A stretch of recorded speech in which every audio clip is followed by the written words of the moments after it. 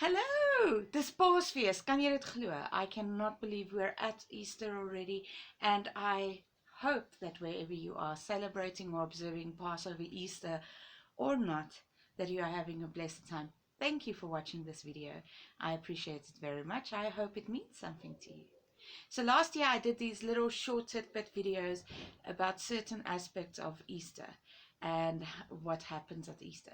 But this year I just wanted to tone it down a bit and send one singular video out about my most cherished lesson I've learned from the Easter story.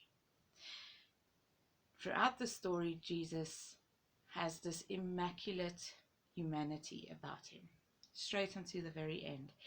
And on the Thursday night, on a Passover Eve, Jesus has this moment of fear and anxiety and angst. And he's never hidden his emotions.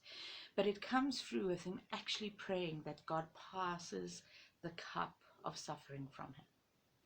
Then it leads to him being absolutely enraged because he's been left alone with his friends falling asleep instead of persevering in prayer with him. Through that he goes to the trial of being questioned who he is, what's happening, and he doesn't fake a smile. He doesn't just get over it.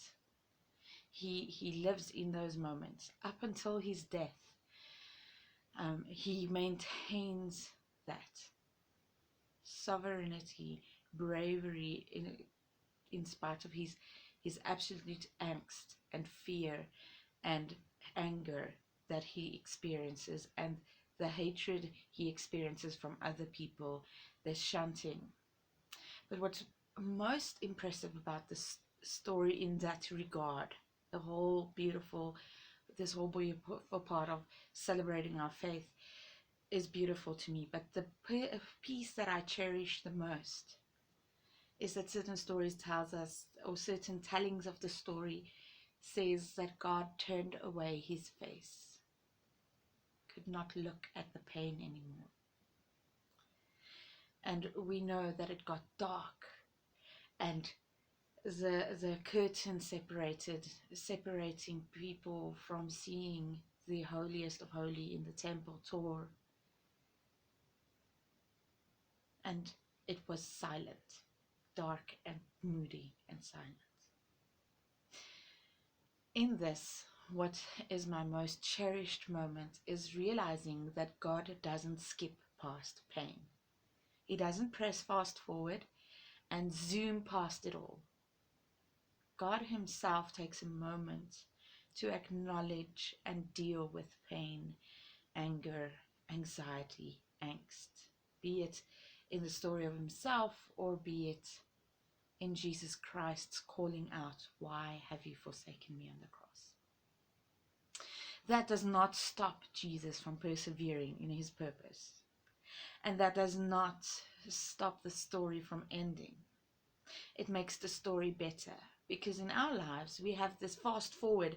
I cannot wait to get to Easter Sunday so we can celebrate the resurrection of Jesus. And it's great. He conquered death. That's amazing. But what was more amazing for me is that it is okay to not be okay.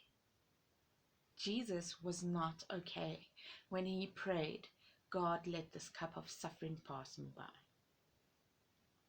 God turned his face away at the scene of abuse. In Exodus, he called Moses from the desert saying, "I cannot handle the tears and the screams and the suffering any longer." God acknowledges and deals with the hurts in life as an example for you and me to actually deal with it.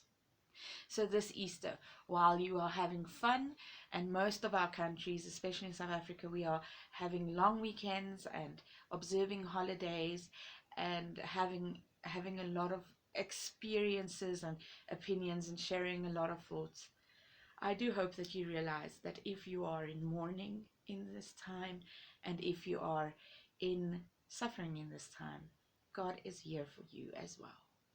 And God acknowledged it. And just like on Easter Sunday, which is coming, we can stand up as well. So there's a time for mourning, but we can get through it. There is another side to this as well. Have a blessed Easter. See you next time.